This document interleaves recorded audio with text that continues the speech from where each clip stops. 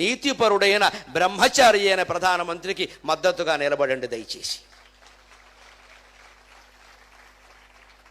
ఆ వ్యక్తికి కూడా ఏమన్నా జరిగింది అంటే గుండెల్లో బాధతో చెబుతున్నా, ఇక దేశాన్ని రక్షించేవాడు లేడమ్మా, ఆయన మరో హనుమంతుడు, మరో భీష్ముడు. నాకు పార్టీలతో నిమిత్తం లేదు, నాకు ఆయన అంటే అభిమానం. ఆయన ఖచ్చితమైన నిర్ణయాలు ఉన్నాయి.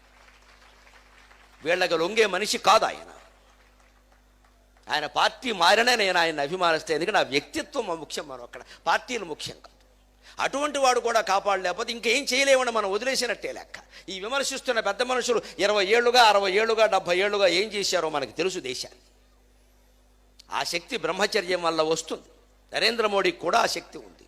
హనుమంతుడికి అతను ఆరాధకుడు. అందుకే ఎక్కడికి వెళ్ళి ఏ దేశానికి వెళ్ళినా ఆ దేశం వాళ్ళకి భగవద్గీత బహుమతి ఇస్తున్నాడమ్మా, దేశం పరువు నిలబడే విధంగా. ఎన్ని దేశాలు వెళ్ళినా ఎక్కడికి వెళ్ళినా భగవద్గీత బహుమతి.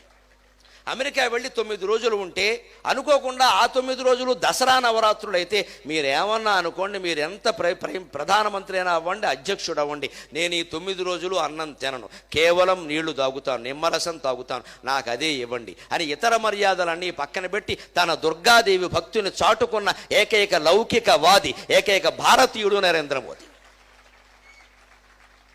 హిందువై పుట్టడం పాపమైపోయిందండి ఈ దేశంలో. మిగిలిన మతాల వాళ్ళందరూ లౌకికవాదులై, హిందువులు ఒక్కళ్లే మతతత్వమూర్తి భవించిన వాళ్ళు. హిందువులకి ఈ దేశంలో కూడా గౌరవం దక్కకపోతే విదేశాల్లో ఎక్కడి నుంచి దక్కుతుందండి?